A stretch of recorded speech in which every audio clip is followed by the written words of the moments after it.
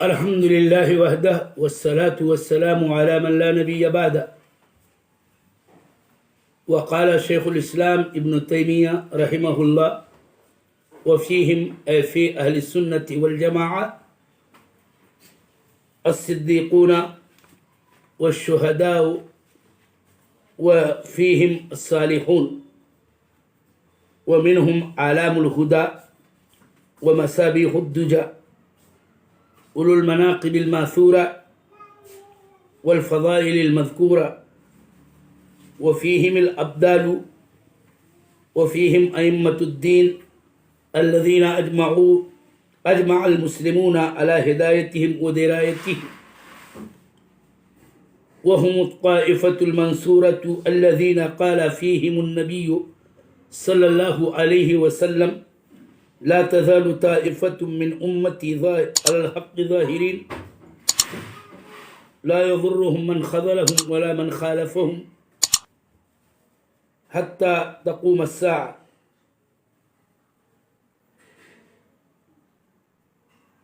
میں نے کل کے درس میں یہ بات بتائی تھی کہ شیخ الاسلام ابن تیمیہ رحمہ اللہ نے اخیر میں پھر اہل سنت والجماعت کی جامع تعریف کی ہے اور یہ بتایا ہے کہ اہل السنہ والجماعہ ہی ملاوٹ سے خالص اسلام پر قائم و دائم رہنے والے اور اس کو مضبوطی سے تھامنے والے ہیں، اور یہ تعریف اس بات کی مقتضی ہے کہ اشاعرہ اور ماتریدیہ جیسے فرقے اہل السنہ والجماعہ میں نہ شمار ہوں، کیونکہ ان کے مذہب میں بعض ایسی چیزیں ہیں جس میں اسلام اور اس کے عقائد اور بنیادی اصول و مبادی، بالخصوص اسماء اللہ و صفاتہ جیسے قضایا اور مسائل میں بدعات کی آمیزش ہے۔ تلقی کے باب میں بھی انہوں نے اہل السنہ والجماعہ کی مخالفت کی ہے، اسماء و صفات کے مسائل میں بھی ان کے یہاں عقلیت کو اور عقلی قضایا کو نصوص کتاب و سنت پر ترجیح اور تقدیم و فوقیت دی گئی ہے، اور اس لیے صحیح بات یہ ہے کہ اشاعرہ اور ماتریدیہ جیسے فرقوں کا شمار اہل سنت والجماعت میں نہیں ہے۔ آج کی جو ابھی عبارت میں نے شیخ الاسلام ابن تیمیہ کی پڑھی، اس کے اندر اس امر کا بیان کیا انہوں نے کہ انہی اہل سنت والجماعت میں صدیقین ہوتے ہیں، شہداء اور صالحین انہی میں ہوتے ہیں، انہی میں اعلام الہدی اور مصابیح الدجی تاریکیوں کے چراغ انہی میں پیدا ہوتے ہیں، انہی میں ماثور و منقول مناقب والے اور کتاب و سنت میں مذکور اعلیٰ مراتب اور فضائل کے حاملین ہوا کرتے ہیں، انہی میں ابدال ہوتے ہیں، انہی میں دین کے وہ امامان ہوتے ہیں کہ جن کی ہدایت و درایت پر خالص مسلمانوں کا اجماع ہے، یہی اہل سنت والجماعت ہی طائفہ منصورہ ہیں جن کی بابت نبی صلی اللہ علیہ وسلم نے اپنی حدیث میں فرمایا تھا کہ میرے امت کا ایک طائفہ حق پہ ظاہر، غالب، قائم، ثابت، گامزن رہے گا، انہیں وہ لوگ بالکل ضرر نہ پہنچا سکیں گے جو ان کی بے یاری و بے مددگاری کرتے ہیں، اور وہ لوگ بھی ان کی مخالفت جو کرتے ہیں ان کو بھی کوئی ضرر نہ پہنچا سکیں گے تاکہ قیامت قائم ہو جائے۔ صدیق اہل سنت میں ہوتے ہیں، صدیق جو صدق سے ماخوذ ہے اور یہ صیغہ مبالغہ ہے جس کا مفہوم یہ ہے کہ جو صدق لانے والے اور سچائی کی، صداقت کی تائید کرنے والے، اس کی تصدیق کرنے والے ہوا کرتے ہیں کہ جن کے پاس شرک کی کوئی بات ان کے عقیدے میں نہیں ہوا کرتی، نہ ان کے اندر کسی نوع کی بدعت پائی جاتی ہے، بلکہ وہ طاعت رب جل شانہ کے اندر مخلص ہوتے ہیں۔ حدیث میں اللہ کے نبی صلی اللہ علیہ وسلم نے فرمایا بھی ہے کہ علیکم بالصدق فإن الصدق يهدي إلى البر وإن البر يهدي إلى الجنة ولا يزال الرجل يصدق ويتحرى الصدق حتى يكتب عند الله صديقا۔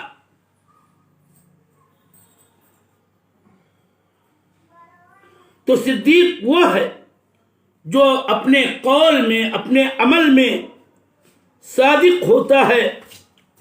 کتاب و سنت کی مطابقت کے اندر اس کے یہاں سچائی اور صداقت پائی جاتی ہے، جیسا کہ ابو بکر رضی اللہ تعالی عنہ صدیق تھے اس امت کے، اور اس لقب کے بجا طور پر حامل، اور صحیح معنوں میں اس سے وہ ملقب تھے، اور جو بھی اس وصف میں کامل ہوتے ہیں ایسوں ہی کو صدیقین کہا جاتا ہے۔ یہ صدیقین کا طائفہ انہی اہل سنت والجماعت کے اندر ہوتا ہے جو پوری صداقت کے ساتھ کتاب و سنت کے نصوص پر عمل پیرا ہوا کرتے ہیں، اور کذب، خیانت اور اس طرح کے خصائل ذمیمہ سے دور ہوا کرتے ہیں۔ شیخ الاسلام ابن تیمیہ نے یہ بھی فرمایا کہ انہی میں شہداء ہوتے ہیں۔ شہداء کون ہیں؟ ایک قول یہ ہے کہ اس سے مراد علماء ہے کہ عالموں کا طبقہ ہی اللہ تعالی کی شریعت کی شہادت دیتا ہے، وہ اللہ کے بندوں پر شاہد اور گواہ ہوتا ہے، اور ان پر یوں حجت قائم ہوتی ہے۔ عالم در حقیقت اللہ جل وعلا کی جانب سے مبلغ شمار ہوتا ہے، اور اس کی یہ شان ہوتی ہے کہ وہی حق کے ساتھ مخلوق کے لیے یا مخلوق کے خلاف گواہی دیتا ہے لِتَكُونُوا شُهَدَاءَ عَلَى النَّاسِ. اللہ تعالیٰ نے اس امت کے بہترین طبقے کو شہداء علی الناس بنایا ہے. اور شہداء کا ایک معنی یہ بھی ہے کہ جو اللہ جل وعلا کے دین کی سربلندی کے لیے، اعلاء کلمت اللہ کے لیے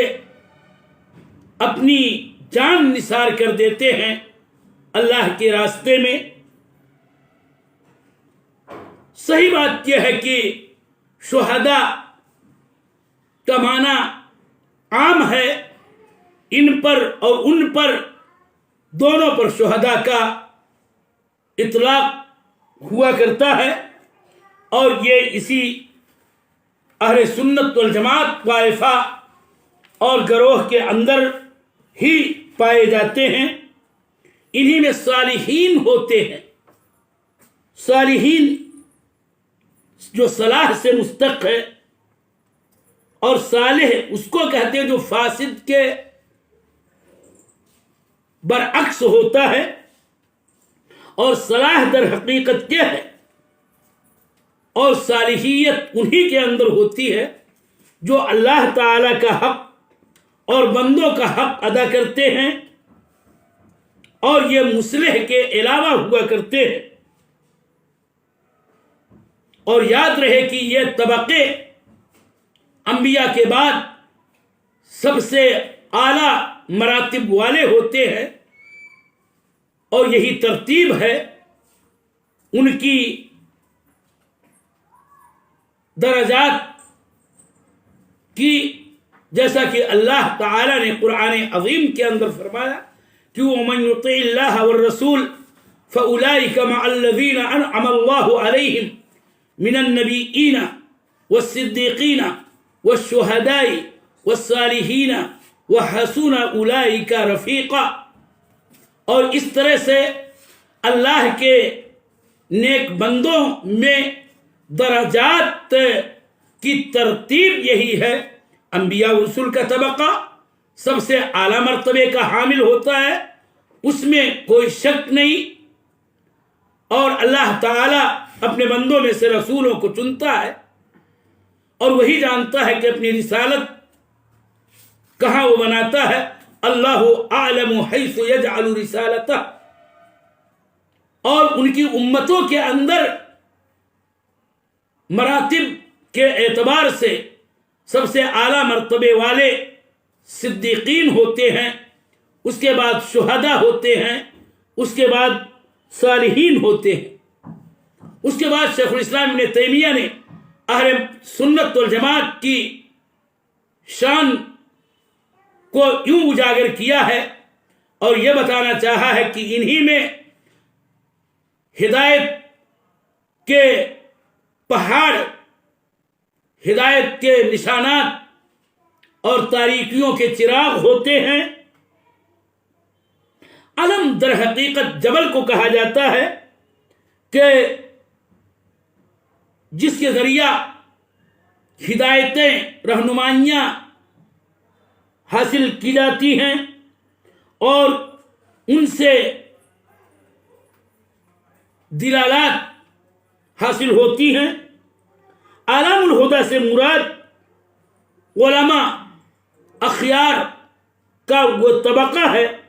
کہ جن کے ذریعہ لوگ دین کی راہ پاتے ہیں، اور ان کی ہدی و سیرت، ان کے طریق، ان کے منہج سے ہدایت حاصل کرتے ہیں. اور اسی لیے ان لوگوں کو شیخ الاسلام ابن تیمیہ رحمہ اللہ نے اعلام الہدیٰ کہا ہے. یہ وہی طبقہ ہے جو علماء ربانیین کا ہوتا ہے کہ یہی حقیقت میں ہادی و مہدی ہوتے ہیں، اور یہی تاریکیوں کے چراغ ہوتے ہیں کہ ان کے علم سے، ان کے اخلاق سے، ان کی سیرت سے، ان کے بہتر طور طریق سے ہدایتوں کے راستے روشن ہوتے ہیں، اور یوں علماء ربانیین کے طبقے ہی کو مصابیح الدجا، تاریکیوں کے چراغ سے تعبیر کیا جاتا ہے۔ اور یہ وہ علماء ہوتے ہیں کہ جو ماثور مناقب والے اور مذکور فضائل والے ہوتے ہیں۔ اس کا مطلب یہ ہے کہ وہ ان مناقب کے صحیح معنوں میں مصداق ہوتے ہیں جن کا ذکر کتاب و سنت کے اندر خیر الناس، بہترین لوگوں کے مناقب والے قرار دیا گیا، اور کتاب و سنت میں مذکور اصحاب فضل و کمال قرار دیا گیا ہے۔ اس لیے اعلی فضائل والے یہی علماء ربانیین ہوا کرتے ہیں جو علم و عبادت میں، زہد و کرم میں، شجاعت میں، سخاوت میں اعلی مرتبے پر فائز ہوا کرتے ہیں، اور ان کے فضائل و مناقب لوگوں کے اندر نسلاً بعد نسل منقول ہوتے ہیں کہ جن کو اسوہ اور نمونہ سمجھا جاتا ہے۔ وفیہ الابدال، شیخ الاسلام ابن تیمیہ نے یہ لفظ یہاں استعمال کیا کہ انہی اہل سنت والجماعت میں ابدال ہوتے ہیں۔ ابدال کون ہیں، کیا ہیں، کن کو کہا جاتا ہے، اور ان کا صحیح مفہوم کیا ہے؟ یاد رہے کہ یہ بدل کی جمع ہے، اور یہاں ابدال سے مراد شیخ الاسلام ابن تیمیہ کی وہی ہے کہ جو دوسروں سے علم و عبادت کے اندر ممتاز ہوتے ہیں، اور ان کو ابدال کہا جاتا ہے کہ جب کوئی ان میں کا مرتا ہے تو ان کا صحیح جانشین، لائق جانشین پیدا ہوتا ہے جو ان کی جگہ لیتا ہے، یا اس لیے ان کو ابدال کہا جاتا ہے کہ وہ اپنی نیکیوں کے ذریعہ اپنے سیئات کو نیکیوں میں تبدیل کر لیا کرتے ہیں اللہ تعالیٰ کے فضل سے، جیسا کہ اللہ تعالیٰ نے اہل ایمان عباد الرحمن کی شان میں بالآخر فرمایا کہ اولئک الذین یبدل اللہ سیئاتہم حسنات وکان اللہ غفورا رحیما۔ یا اس لیے ان کو ابدال کہا جاتا ہے کہ یہ لوگوں کے اعمال سیئہ کو، ان کی غلطیوں کو درستگی میں تبدیل کرتے ہیں، ان کی درست رہنمائی کر کے، لہذا ان وجوہات کی بنیاد پر انہیں ابدال کہا جاتا ہے۔ اور اسی معنی میں ابدال حضرات انہی اہل سنت والجماعت ہی کے اندر ہوا کرتے ہیں۔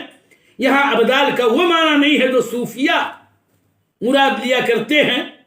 اور جن کی بابت ایک حدیث بھی ہے، لیکن وہ حدیث صحیح نہیں ہے۔ لیکن اگر ابدال کہنا ہی ہے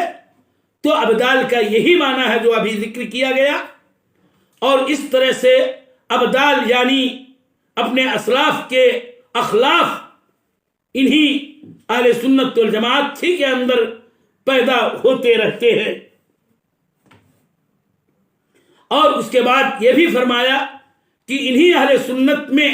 دین کے وہ امامان ہوتے ہیں کہ جن کی ہدایت پر اور جن کی درایت پر مسلمانوں نے اجماع کر رکھا ہے، اور اس سے مراد ائمہ اعلام من هذه الامہ، اس امت کے ائمہ، علماء، محدثین، فقہاء اور راہ حق پہ گامزن لوگوں کو ہدایت دینے والے لوگ مراد ہیں کہ جن کی ہدایت پر اور جن کی ہدایت یابی پر اور جن کی درایت پر، جن کی فقاہت پر، جن کی بصیرت پر اور دینی سوجھ بوجھ پر مسلمانوں کا اجماع ہے۔ اور یہاں مسلمان سے مراد کامل مسلمان کہ جن کے یہاں عقائد و ایمان اور دیگر تمام امور و مسائل دینیہ کے اندر حق اور صداقت کی بات پائی جاتی ہے وہی ہے کہ جنہوں نے ان کی ہدایت و درایت پر اجماع کیا ہے۔ اس سے مراد ائمہ دین جیسے کہ امام احمد بن حنبل، امام شافعی، امام مالک، امام ابو حنیفہ، امام ابو زرعہ، امام رازی، امام ابن ابی حاتم، عبد الرحمن ابن مہدی، شعبہ ابن الحجاج، امام بخاری، امام مسلم، امام ابو داود، امام ترمذی، اور اس طرح سے جملہ ائمہ حدیث اور ائمہ فقہ مراد ہوتے ہیں۔ تو یہ سب انہی اہل سنت والجماعت ہی کے اندر ہوتے ہیں، اور وہ اس اعتبار سے امت کے ائمہ ہیں کہ وہ سب کے لیے قدوہ ہیں کہ جن کی ہدایت و درایت پر خالص اور اعلیٰ درجے کے اہل اسلام کا اجماع ہے۔ یہ بات یاد رہے کہ ان کو ائمۃ الدین کہا جاتا ہے۔ اس سے مراد وہ ائمہ دین ہیں جو کتاب و سنت کے نصوص پر صحیح معنوں میں منہج سلف کے مطابق قائم و دائم رہتے ہیں، اور ان کے اعمال کے اندر کتاب و سنت کے نصوص کی مطابقت اور پیروی ہوتی ہے۔ اس سے مراد ائمۃ الضلال والبدع اس سے خارج ہیں، ورنہ وہ بھی ائمہ سے موسوم ہوتے ہیں، اور وہ ایسے ائمہ ہوتے ہیں کہ جو لوگوں کو نار کی طرف رہنمائی کرتے ہیں، جیسا کہ آل فرعون کا معاملہ ہے کہ اللہ تعالیٰ نے ان کے بارے میں یہ بھی فرمایا کہ وَجَعَلْنَاهُمْ أَئِمَّةً يَهْدُونَ إِلَى النَّارِ وَيَوْمَ الْقِيَامَةِ لَا يُنصَرُونَ۔ اس لیے شیخ الاسلام ابن تیمیہ کی یہ عبارت بڑی دقیق ہے کہ ائمہ دین کے جن کی ہدایت و درایت پر مسلمانوں کا اجماع ہے، اور یوں ائمہ ضلال،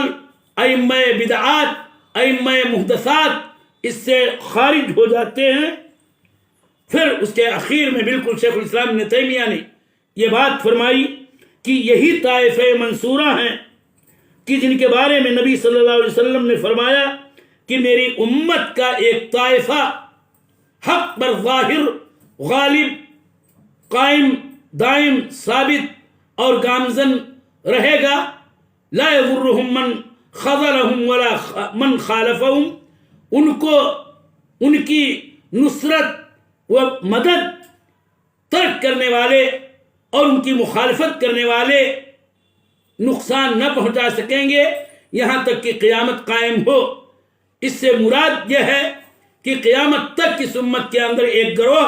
حق پہ باقی رہے گا، اور یہ حق پہ باقی رہنے والا طائفہ منصورہ وہی ہے جس کو فرقہ ناجیہ، اور جس کو اہل السنہ والجماعہ، جس کو اہل الحدیث، اہل الاثر، اہل الحق، اہل الاتباع کہا جاتا ہے۔ یاد رہے کہ ان کو طائفہ منصورہ کہنے کی وجہ ایک یہ بھی ہے کہ وہ اللہ کے قول کے مصداق وہی ہیں، جیسا کہ اللہ تعالی نے قرآن پاک کے اندر فرمایا کہ اِنَّا لَنَنصُرُ رُسُلَنَا وَالَّذِينَ آمَنُوا فِي الْحَيَاةِ الدُّنْيَا وَيَوْمَ يَقُومُ الْأَشْهَادُ، کہ ہم اپنے رسولوں اور ان لوگوں کی جو ایمان لائے دنیا کی زندگی میں بھی ہم نصرت کریں گے، اور اس دن بھی ان کی نصرت ہم کریں گے جس دن گواہ کھڑے ہوں گے، یعنی قیامت کے دن۔ تو منصور طائفہ خالص ایمان والوں کا اور عمل صالح والوں کا، نبی صلی اللہ علیہ وسلم اور صحابہ کے سے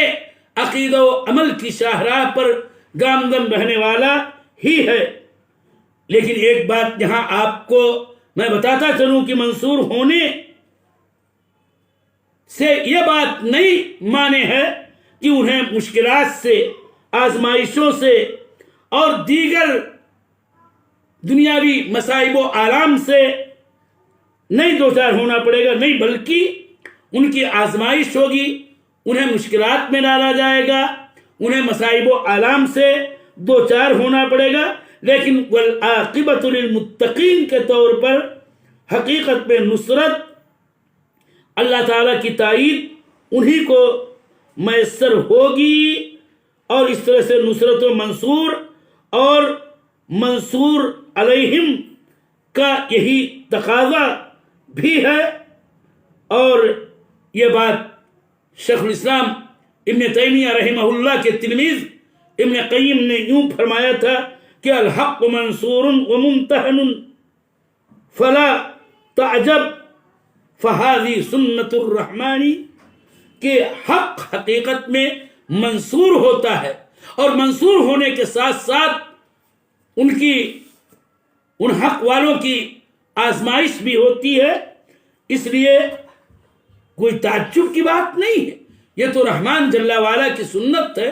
یعنی ایمان کی سنت ہے کہ اللہ تعالیٰ اہل ایمان کی آزمائش